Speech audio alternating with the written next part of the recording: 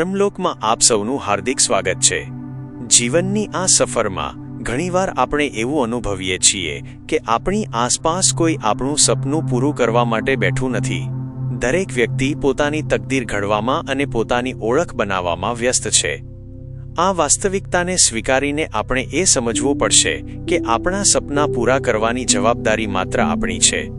લોકો શું કહેશે એ વિચારવાનું હવે છોડી દેવું જોઈએ, કારણ કે જ્યારે તમે સફળ થશો ત્યારે એ જ લોકો તમારી પ્રશંસા કરશે। આજે આપણે જે વિષય પર ચર્ચા કરવા જઈ રહ્યા છીએ તે મેષ રાશિના જાતકો માટે અત્યંત મહત્વપૂર્ણ અને વિશેષ છે। મેષ રાશિના મિત્રો, તમારી રાશિ વિશે ઘણીવાર મનમાં પ્રશ્નો ઉઠતા હોય છે કે અમારો જન્મ મેષ રાશિમાં જ કેમ થયો? શું આ રાશિ ખરેખર ભાગ્યશાળી છે કે પછી સંઘર્ષ જ લખાયેલો છે? આજે આપણે આ તમામ પાસાઓ પર વિગતવાર અને ઊંડાણપૂર્વક વાત કરીશું, જેથી તમને તમારી શક્તિનો અહેસાસ થાય અને આવનારા સમય માટે તમે સજ્જ થઈ શકો। મેષ રાશિ એ કાલપુરુષની કુંડળીની સર્વપ્રથમ રાશિ છે, જેનો પ્રારંભ જ ઊર્જા અને નવી શરૂઆતનું પ્રતીક છે। આ રાશિના સ્વામી મંગળ ગ્રહ છે, જે અગ્નિ તત્વના દેવતા ગણાય છે।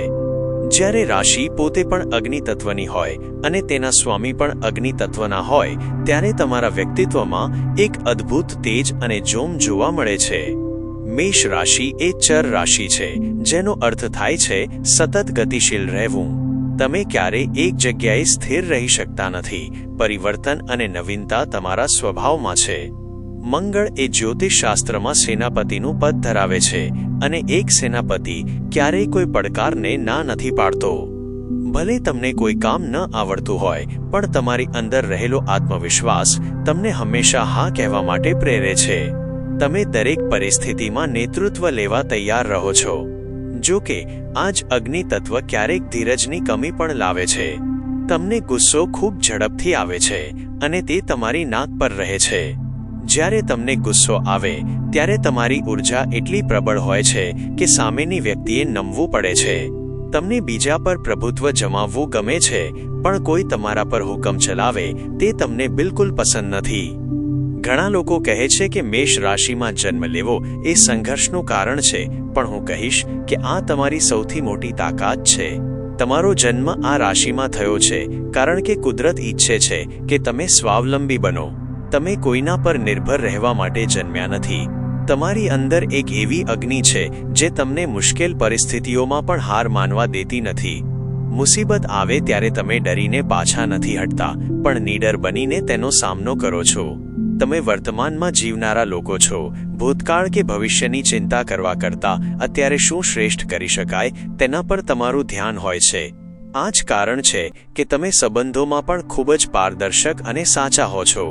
લોકો તમારા વિશે ગમે તે વિચારે, તમને એટીટ્યૂડવાળા કે અભિમાની માને, પણ હકીકતમાં તમે અંદરથી એટલા જ નરમ અને શુદ્ધ હૃદયના છો।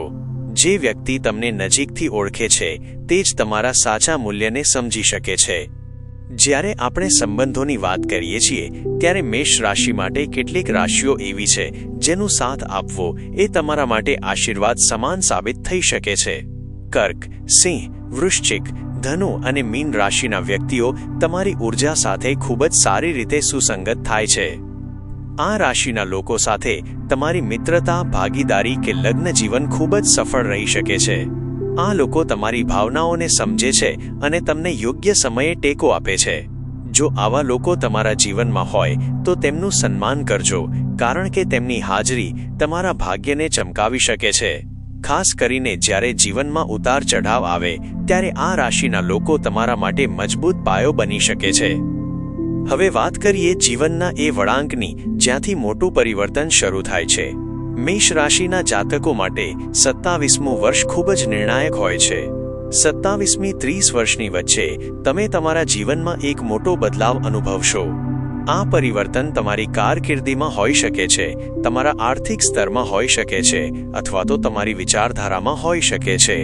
આ ઉંમરે પહોંચતા જ તમારી અંદર એક અલગ પ્રકારની પરિપક્વતા આવે છે, જે તમને સફળતાના નવા શિખરો સર કરવામાં મદદ કરે છે।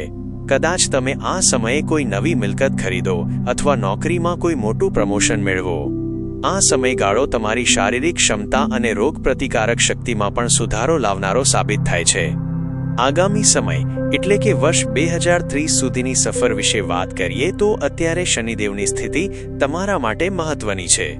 અત્યારે તમારી રાશિ પરથી શનિની 7.5નો પ્રભાવ ચાલી રહ્યો છે.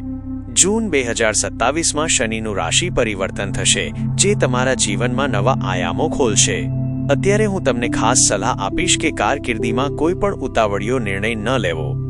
જો તમને અત્યારે કામમાં મુશ્કેલી પડતી હોય કે જવાબદારીઓ વધતી હોય તો તેનાથી ભાગવાને બદલે તેને સ્વીકારો. ડિસેમ્બર 2026મી રાહુનું ગોચર અને ત્યારબાદ 2027માં શનિનું ભ્રમણ તમારા વ્યવસાયમાં મોટા ફેરફારો લાવશે.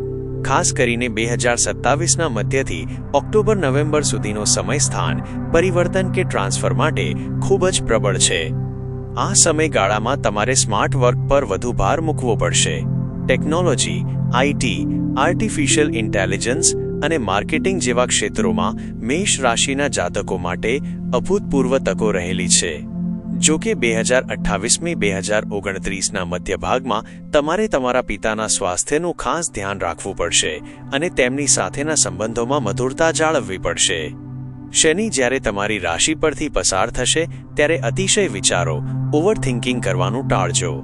નાની નાની વાતોમાં માનસિક તણાવ ન લેવો અને પરિવારમાં કોઈ પણ પ્રકારની દલીલોથી દૂર રહેવું. તમારી ઊર્જાને નકારાત્મકતામાં વેડફવાને બદલે સર્જનાત્મક કાર્યોમાં લગાવો.